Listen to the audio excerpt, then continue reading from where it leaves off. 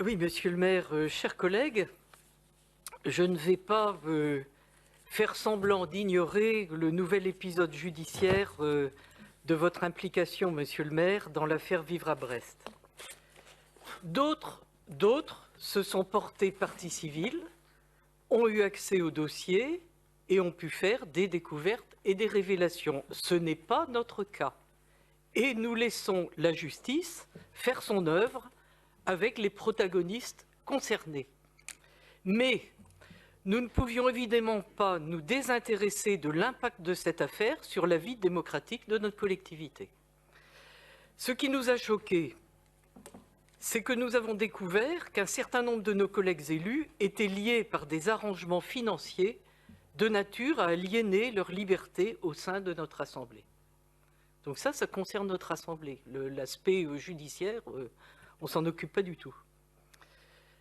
Avant même que l'affaire éclate, je vous avais mis en garde, monsieur le maire, moi je n'étais pas au courant du tout de cette affaire de Vivre à Brest, mais sur les risques que vous encouriez du fait du système de gestion de la collectivité, concentrant trop de pouvoir entre vos mains, sans qu'un contrôle administratif interne ni un contrôle politique au sein de nos assemblées ne viennent le contrebalancer.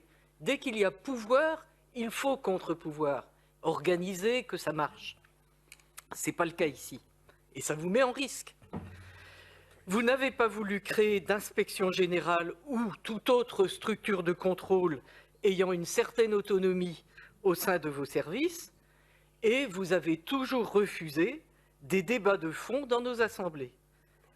Quand l'évidence de la pertinence de nos demandes se faisait trop éclatante, vous vous contentez d'une commission thématique sans caractère public et la plupart du temps quand tout est décidé. Voilà, alors on nous informe des décisions prises. Mais ce n'est pas ça le débat. Le fait d'avoir gagné les élections, votre suprême argument pour esquiver tout débat. Qui c'est qui a gagné les élections? Voilà. Ça vous confère certes la responsabilité exécutive de la collectivité, mais cela ne signifie pas une approbation de votre programme dans chacun de ces projets, même ceux que vous avez présentés comme emblématiques. On le voit à l'échelon national. La réforme des retraites était un élément clairement affiché dans le programme présidentiel d'Emmanuel Macron. Sa victoire électorale ne suffit pas à légitimer cette réforme.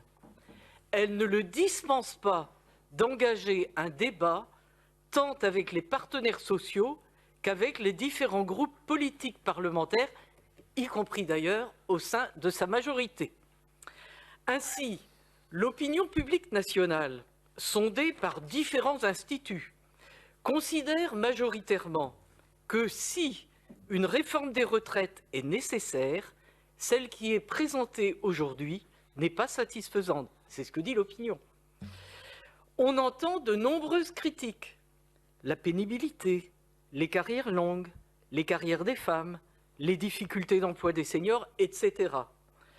La réélection du président de la République ne suffit pas à disqualifier cette opposition à son projet de réforme des retraites.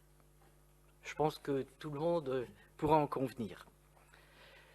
Le niveau des enjeux est évidemment d'un autre ordre que les affaires municipales, mais l'impératif démocratique est le même. Ce n'est pas déchoir que d'écouter les inquiétudes de la population. Et s'il en est que vous avez refusé d'entendre, ce sont toutes ces atteintes à la tranquillité publique qui perturbent la vie de nombre de Brestoises et de Brestois. Alors bon, de temps en temps, vous finissez par écouter et je ne peux que m'en réjouir. Mais vous vous êtes quand même enferré dans un refus des moyens utiles à la sécurité quotidienne de la population, comme la police municipale et la vidéoprotection.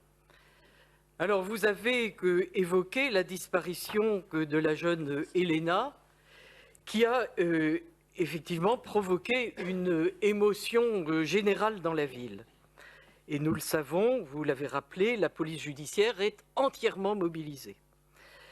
La presse relate que c'est grâce à des caméras qu'une partie de son itinéraire a pu être reconstituée notamment les caméras du tram à recouvrance. Mais notre cité ne bénéficie toujours pas d'un système de supervision urbain centralisant la vidéoprotection. Ne voulant pas admettre que vous aviez eu tort de refuser si longtemps ces moyens dont toutes les autres villes de plus de 100 000 habitants s'étaient dotées, vous avez cherché des subterfuges. C'est, d'une part, votre brigade de tranquillité urbaine et ses 7 agents de sécurité de la voie publique sans pouvoir de police municipale. Et c'est au prix de bien des contorsions que vous avez laissé le préfet vous prendre par la main pour l'installation de caméras visionnant la voie publique. Il faut lire, mes chers collègues, l'arrêté préfectoral du 2 janvier 2023. Vous autorisant, monsieur le maire, vous autorisant vous, monsieur le maire, à procéder à l'installation et à la mise en œuvre de 15 caméras visionnant la voie publique dans le centre-ville de Brest. Nous y apprenons notamment que le responsable du système est bien l'un de vos collaborateurs, c'est le directeur de la DPRTU. Nous avions voté, lors du conseil municipal du 9 décembre 2021, la délibération vous autorisant à mettre en œuvre la convention que vous aviez signée le 25 novembre avec le préfet. Depuis lors, les informations arrivent au compte-gouttes par différents tuyaux.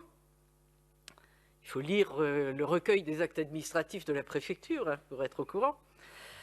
Et les instances normales de concertation qui existent sur le papier, en réalité, ne jouent pas leur rôle. Peut-être parce qu'elles ont été remontées au niveau métropolitain, uniquement. Or, la sécurité se vit dans la proximité.